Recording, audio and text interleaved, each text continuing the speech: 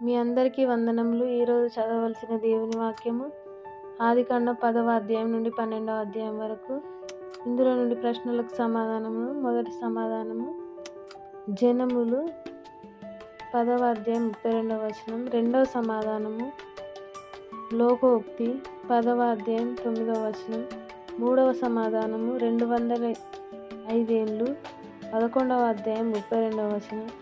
నాలుగవ సమాధానము భాషను 11వ అధ్యాయం 9వ వచనం. ఐదవ సమాధానము మట్టికీలు 11వ అధ్యాయము 3వ వచనము. ఆరవ సమాధానము మహావేదనల చేత బాధించెను 12వ అధ్యాయము 17వ వచనము. ఏడవ సమాధానము దేవుడు చూపించు దేశమునకు 12వ అధ్యాయము 1వ వచనము.